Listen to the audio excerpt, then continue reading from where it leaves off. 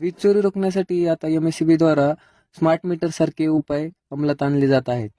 त्यामुळे दूध उत्पादक शेतकऱ्यांच्या खर्चात आता अजून वाढ होण्याची शक्यता दिसत आहे. कारण बहुतांश चॉप कटर हे बायपास करून चालवले जातात. तर आता हा प्रश्न आहे की चॉप कटरचे बिल जर भरावे लागले तर आता साधारण बिल किती वाढवून येईल? तर चॉप कटर साधारण 2 HP म्हणजे 1.5 किलोवॅट ताशी वीज वापर करणारे किंवा 3 HP म्हणजे 2.2 किलोवॅट ताशी वीज वापर करणारे असतात. आता आपण गृहीत धरू की तुम्ही साधारण सकाळी 15 मिनिट आणि संध्याकाळी 15 मिनिट असे अर्धा तास चॉप कटर चालवता.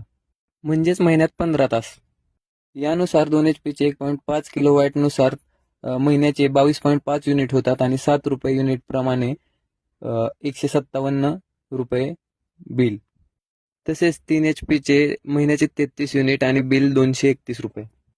आता हाच जर वापर तुमचा 100 युनिटच्या वरती जात असेल तर 2 HPचे 14 प्रमाणे साधारण 300 रुपये आणि 3 HPचे 14 रुपये पर युनिट प्रमाणे साधारण 460 रुपये एवढे बिल वाढवून येऊ शकते. लक्षात घ्या की हे मी अर्ध्या तासासाठी सांगितले आहे. आता ते तुमच्या वापरानुसार वाढू शकते. माहिती आवडली असल्यास लाईक, शेअर आणि फॉलो करायला विसरू नका. धन्यवाद.